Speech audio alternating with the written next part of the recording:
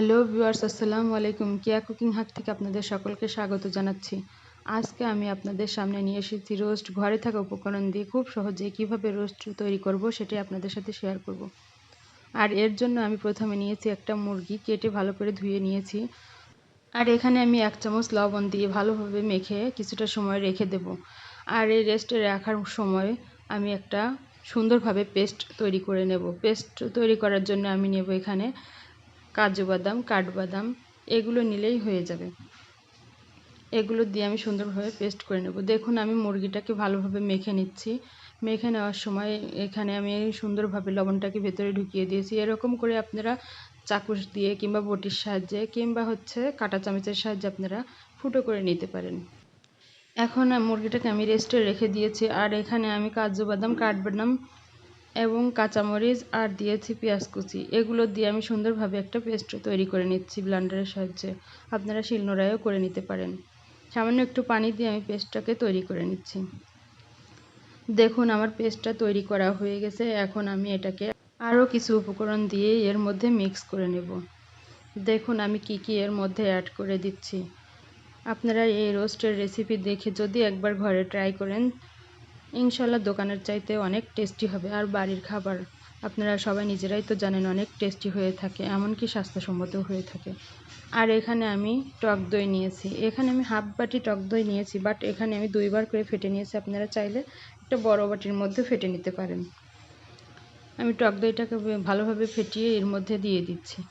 ফেটানো টক দই দেওয়ার পরে খুব সুন্দরভাবে আমি একটা চামচের সাহায্যে এটাকে মিক্স করে নিচ্ছি। খুব ভালোভাবে মিক্স করে নিতে হবে। আর এই মশলাটাই হবে টেস্টি রোস্টের, এটাই হচ্ছে প্রিয় মশলা।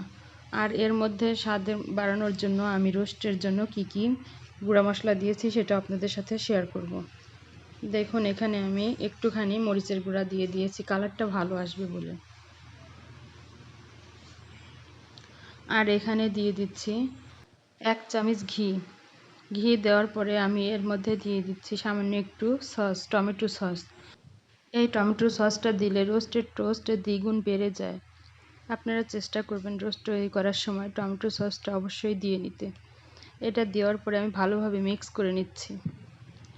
দেখুন সুন্দর করে চামচের সাহায্যে এটাকে আমি ফেটিয়ে নিচ্ছি। এতে করে কোনো প্রকার লাম্পস থাকবে না। সুন্দরভাবে ফেটিয়ে নেওয়ার পরে আমি এটাকে এক সাইডে রেখে দিব। এটাকে আমি এক সাইডে রেখে দিচ্ছি। এখন আমি চলে যাচ্ছি রোস্টটাকে ভেজে নেওয়ার জন্য। চুলায় একটা প্যান বসিয়ে দিয়েছি। প্যানটাকে একটু গরম করে আমি এর মধ্যে তেল দিয়ে নিয়েছি। তেলটা যখন গরম হয়ে এসেছে আমি এর মধ্যে রোস্টগুলো দিয়ে নিয়েছি। রোস্টগুলো খুব ভেজে নেব না, সামান্য একটু হালকা কালার চলে আসলে আমার রোস্টগুলো ভাজা হয়ে যাবে। বেশি ভাজতে গেলে রোস্টগুলো শক্ত হয়ে যাবে। এর জন্য দেখুন আমি এইভাবে 2 পাশটাই ভেজে নিব। এরকমভাবেই ভেজে নিতে হবে। এর চাইতে বেশি ভাজি করলে রোস্টটা শক্ত হয়ে যাবে। দেখুন সুন্দরভাবে আমি উল্টে পাল্টে এটাকে ভেজে নিয়েছি। রোস্ট ভাজি করা আমার হয়ে গেছে। এখন আমি এটাকে তুলে নেব এক সাইডে। আর চুলায় আমি আরেকটা প্যান বসিয়ে আমি সামান্য এখানে তেল দিয়ে নিচ্ছি। পরিমাণ মতো তেল দিয়ে নিচ্ছি। আর একটু ঘি দিয়ে নিলাম, এতে করে ফ্লেভারটা ভালো আসবে। এখন দিয়ে দেব ফোড়ন। ফোড়নের জন্য আমি এখানে দিয়েছি তেজপাতা, এলাচ আর দারুচিনি।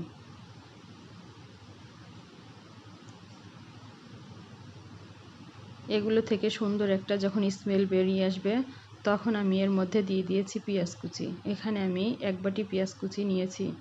পেঁয়াজটা একটু সফট হয়ে আসলে এর মধ্যে আমি দিয়ে দেব অন্য সব উপকরণগুলো। একটু নেড়েচেড়ে ভেজে নিচ্ছি। ভেজে নেওয়ার সময় খেয়াল রাখতে হবে যেন একটু কালার চলে আসে। দেখুন আমার কালার চলে এসেছে পেঁয়াজটাতে। এখন আমি এখানে 1.5 টেবিল চামচ আদা বাটা আর 1 টেবিল চামচ রসুন বাটা এগুলো দিয়ে তারপরে আমি যে পেস্টটা তৈরি করে নিয়েছি সেই পেস্টটা আমি এর মধ্যে দিয়ে দিলাম। এগুলো দেওয়ার পরে আমি সুন্দরভাবে এটাকে ভেজে নেব, কষিয়ে নেব। এখানে আমি 1 চা চামচ দিয়েছি ধনিয়া গুঁড়া আর 1 চা চামচ দিয়েছি জিরা গুঁড়া। 1 চা চামচের একটু বেশি জিরা গুঁড়া আমি দিয়ে নিয়েছি। এগুলো দিয়ে ভালোভাবে আমি নেড়েচেড়ে নিচ্ছি। দেখুন আমি নেড়ে চেড়ে নিচ্ছি। এভাবে এটাকে আমি বেশ কিছুটা সময় রান্না করে নেব। এই গ্রেভিটা যতটা কষিয়ে নেওয়া যাবে, রোস্টটাও খেতে ততটাই টেস্টি হবে। গ্রেভিটা কষানোর সময় খেয়াল রাখতে হবে ভেতর থেকে নিচে থেকে যেন লেগে না ধরে। এর জন্য চুলার হিটটা মিডিয়াম হিটে দিয়েই আপনারা গ্রেভিটা কষিয়ে নেবেন। এখানে একটু নেড়েচেড়েই গ্রেভিটা কষিয়ে নিতে হবে। দেখুন আমি সুন্দরভাবে এটাকে সময় ধরে কষিয়ে নিয়েছি। কিছুটা সময় ধরে কষিয়ে নিলে গ্রেভিটা থেকে পানির যে এটা থাকবে সেটা আপনার চলে যাবে।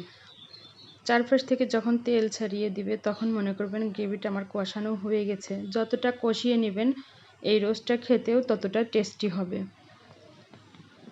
দেখুন আমি আরেকটু কষিয়ে এরকম ভাজি ভাজি করার মতো করে নিয়েছি। এর মধ্যে আমি এখন দিয়ে দেব সেই ভাজি করা রোস্টগুলো। আর এই ভাজি করা রোস্ট দেওয়ার পরে আমি আরেকটু নেড়েচেড়ে নিচ্ছি মিশিয়ে। মেশানোর পরে আমি এর মধ্যে দিয়ে দেব লিকুইড গরুর দুধ। এখানে আমি আগে থেকে জাল করে রাখা গরুর দুধটাই নিয়ে নিয়েছি। এখন আমি এই দুধটা দিয়ে ভালোভাবে নেড়েচেড়ে মিশিয়ে নিচ্ছি। দেখুন খুব ভালোভাবে আমি নেড়েচেড়ে মিশিয়ে নিয়েছি। মিশিয়ে নেওয়ার পরে একটুখানি লবণ দিয়ে নিয়েছি।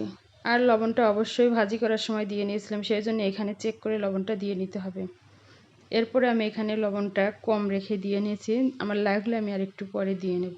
একটা ঢাকনা দিয়ে আমি এখন ঢেকে দিচ্ছি রোস্টটাকে সিদ্ধ করে নেওয়া পর্যন্ত।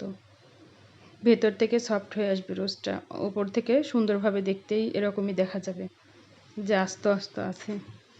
এর মধ্যে আমি দিয়েছি 5 থেকে 6টি কাঁচামরিচ। কাঁচামরিচের ফ্লেভারটা অনেক সুন্দর আসে, তাই আমি এখানে কাঁচামরিচটা দিয়ে নিয়েছি। অবশ্যই কাঁচামরিচটা দিয়ে নেওয়ার চেষ্টা করবেন।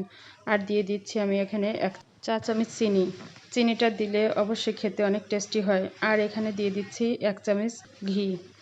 ঘিটা দিলে সুন্দর একটা ফ্লেভার আসবে, খেতে অনেকটা টেস্টি হবে। রান্নার শেষের দিকে আমি একটু কেওড়া জল দিয়ে নামিয়ে নিয়েছি। আজকের এই রোস্টের রেসিপি এখানেই শেষ করছি। আর এই রেসিপি যদি আপনাদের ভালো লেগে থাকে তাহলে লাইক, কমেন্ট, শেয়ার এবং সাবস্ক্রাইব করে দিবেন। আর আজকের মতো এখানে বিদায় নিচ্ছি। আল্লাহ হাফেজ।